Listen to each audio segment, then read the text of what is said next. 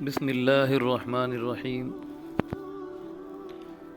اللہ تبارک و تعالیٰ نے اسلام میں خواتین کے مقام و مرتبے کو بہت ہی بلند کیا ہے، اور تاریخ اسلام پر جب ہم غور کرتے ہیں تو ہمیں معلوم ہوتا ہے کہ عورتوں نے اور خواتین نے اسلام کی جتنی نمایاں خدمت انجام دی ہے وہ مردوں کی خدمات سے بہت ہی بلند ہے، بہت ہی ممتاز، بہت ہی فائق اور بہت ہی بلند تر ہے۔ بلکہ اگر مردوں کی خدمات کا عورتوں کی خدمات کے ساتھ موازنہ کیا جائے گا تو ایسا لگے گا کہ عورتوں کی خدمات مردوں کی جذبات سے بڑھی ہوئی ہے۔ اگر یہ کہا جائے تو مبالغہ نہیں ہوگا۔ مردوں کا عورتوں کے اوپر احسان نہیں ہے، بلکہ در حقیقت عورتوں کا احسان ہے مردوں کے اوپر۔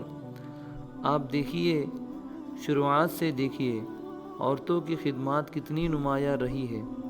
آج ایک ایسا واقعہ پیش آیا، جناب نبی کریم صلی اللہ علیہ وسلم غار حرا میں تھے، مراقبہ فرما رہے تھے اور دھیان جمائے ہوئے تھے۔ اللہ تعالیٰ کا فرشتہ جبرائیل علیہ السلام آپ صلی اللہ علیہ وسلم کی خدمت میں حاضر ہوئے اور آپ کے سر مبارک پر نبوت اور رسالت کا تاج زرین رکھا۔ 40 سال جناب نبی کریم صلی اللہ علیہ وسلم کی عمر مبارک کے پورے ہو رہے تھے۔ 40 سال تک جناب نبی کریم صلی اللہ علیہ وسلم مکہ معظمہ کی گلیوں کے اندر کاروبار کرتے رہے، اپنی مسرت کی پختگی اور اخلاق کی پختگی اور کردار کی پختگی کا سکہ لوگوں کے دلوں کے اوپر قائم فرماتے رہے۔ کبھی حضور نبی کریم صلی اللہ علیہ وسلم نے حیا و پاک دامنی اور شرم و حیا کے خلاف کوئی کام نہیں کیا۔ کبھی جناب نبی کریم صلی اللہ علیہ وسلم نے کہیں پر جھوٹ نہیں بولا۔ بادشاہ ہرقل کی خدمت میں جناب نبی کریم صلی اللہ علیہ وسلم نے اپنا نامہ مبارک بھیجا تو بادشاہ نے اس وقت تحقیقات کے لیے عرب کے کچھ لوگوں کو اپنے دربار میں مدعو کیا، جس میں نمایاں طور پر ابو سفیان تھے، جو اس وقت رضی اللہ عنہ اور حضرت کے لقب سے موسوم نہیں ہوئے تھے، یعنی وہ حضرت نہیں بنے تھے، صحابی نہیں بنے تھے اور نہ ہی رضی اللہ عنہ بنے تھے۔ ابھی کفر اور شرک کے دلدل کے اندر دھسے اور پھنسے ہوئے تھے۔ ابھی ان کے دل میں جناب پیارے آقا صلی اللہ علیہ وسلم کی عداوت و دشمنی کا سکہ چل رہا تھا، اور پیارے آقا صلی اللہ علیہ وسلم کی دشمنی میں پاگل بنے ہوئے تھے۔ اس وقت وہ روم کے بادشاہ ہرقل کے سامنے پیش ہوئے۔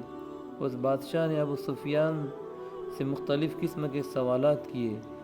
ان سوالوں میں سے ایک سوال یہ تھا کہ بتاؤ، جو آدمی تمہارے یہاں نبوت اور رسالت کا دعوی دار بن کر کھڑا ہوا اور پیدا ہوا ہے، کیا کبھی تم نے ان کے اوپر جھوٹ کی تہمت لگائی ہے؟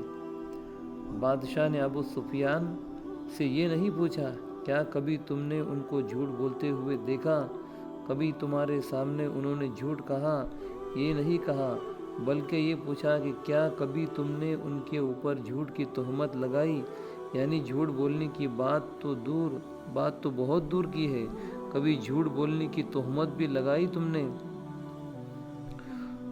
کبھی جھوٹ بولنے کی تہمت تم نے ان کے اوپر لگائی؟ تو ابو سفیان نے کہا کہ نہیں، کبھی ہم نے جھوٹ بولنے کی تہمت نہیں لگائی۔ ان کے اوپر جناب نبی کریم صلی اللہ علیہ وسلم اپنی صداقت کا اور اپنی امانت کا، اپنی سچائی کا، اپنی پاک دامنی کا اور شرم حیا کا سکہ لوگوں کے دلوں پر قائم کر رہے تھے۔ 40 سال ہو گئے، لیکن 40 سال کے عرصے میں کبھی حضور صلی اللہ علیہ وسلم نے اشارتاً اور کنایتاً یہ بات نہیں کہی کہ میں آئندہ چل کر نبی اور رسول بننے والا ہوں۔ دنیا میں دیکھا جاتا ہے کہ ہر آدمی جب کوئی پروگرام بناتا ہے اور اس پروگرام کے مطابق وہ زندگی گزارتا ہے۔ کوئی طالب علم اگر ڈاکٹر بننا چاہتا ہے تو ڈاکٹر کی محنت کرتا ہے، ڈاکٹری کا سلسلے کا نصاب ہے اس کو وہ پورا کرتا ہے، اس کے اندر محنت اور کوشش کرتا ہے اور لوگوں سے بولتے ہوئے بھی رہتا ہے کہ میں محنت کر رہا ہوں، میں کوشش کر رہا ہوں، میں انشاءاللہ آئندہ کچھ دنوں میں ڈاکٹر بن جاؤں گا، یا کوئی انجینئر ہے تو انجینئرنگ کی محنت اور کوشش کرتا اور کہتا ہے میں کچھ دنوں میں انجینئر بن جاؤں گا، لیکن نبی اور رسول بننے کا معاملہ اس سے بالکل الگ ہے۔ حضور نبی کریم صلی اللہ علیہ وسلم اپنی امانت کا اور اپنی دیانت داری کا اور اپنی سچائیوں کا سکہ لوگوں کے دلوں کے اوپر قائم کر رہے تھے، لیکن کبھی آپ نے اشارتاً اور کنایتاً نہیں کہا کہ میں اللہ کا رسول اور اللہ کا نبی بننے والا ہوں۔ 40 سال کا عرصہ اس طریقے سے گزرا، حالانکہ نبی اکرم صلی اللہ علیہ وسلم کے ساتھ بہت سارے ایسے واقعات پیش آ رہے تھے، اور وہ واقعات کی وجہ سے ان کو حیرت بھی ہوتی تھی اور تعجب بھی ہوتا تھا کہ یہ سب کچھ کیوں میرے ساتھ ہو رہا ہے، لیکن پیارے آقا صلی اللہ علیہ وسلم اس کا راز سمجھے نہیں پائے تھے۔ چنانچہ آپ صلی اللہ علیہ وسلم فرماتے ہیں میں مکہ معظمہ کے اس پتھر کو جانتا ہوں، اس پہاڑ کو جانتا ہوں کہ جب اس پہاڑ کے پاس سے گزارا ہوتا تھا، وہ پہاڑ میرے نام لے کر مجھ کو سلام کرتا تھا اور کہتا تھا یا محمد السلام علیک، اے محمد تم پر سلامتی ہو، تو وہ پتھر مجھ کو سلام کیا کرتا تھا۔ مجھ کو حیرت ہوتی تھی آخر پتھر مجھ کو سلام کیوں کرتا ہے، لیکن پتھر کے سلام کرنے کی وجہ سے بھی کبھی آپ نے یہ نہیں کہا کہ پتھر مجھے اس وجہ سے سلام کر رہا ہے کہ میں نبی ہوں۔ یہ سارے واقعات نبی اکرم صلی اللہ علیہ وسلم کے ساتھ پیش آ رہے تھے۔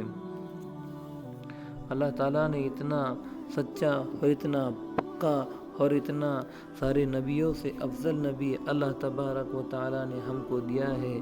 ہماری اپنی یہ ذمہ داری بنتی ہے کہ اللہ تبارک و تعالیٰ کے لیے اپنے آپ کو، اپنی جان کو، اپنی مال کو اللہ کے حکم پر لگائے، پیارے آقا صلی اللہ علیہ وسلم کے طور طریقے پر لے کر آئے۔ اللہ تبارک و تعالیٰ نے ہم پر کتنے بڑے بڑے احسانات کیے ہیں۔ اللہ نے ہم کو مال دیا، اللہ نے ہم کو جان دی، اللہ نے ہم کو اولاد دیے، اللہ نے ہم کو گھر رہنے کے لیے گھر و بار دیے، اور اللہ نے ہم کو جناب محمد الرسول اللہ صلی اللہ علیہ وسلم کا امتی بنا کر اس دنیا کے اندر بھیجا۔ یہ ہمارے اوپر اللہ کا احسان ہے۔ اللہ تبارک و تعالیٰ سے دعا ہے کہ پیارے آقا صلی اللہ علیہ وسلم کے طریقے پر اپنی زندگی گزارنے کی توفیق عطا فرمائے۔ وآخر دعوانا الحمد للہ رب العالمین۔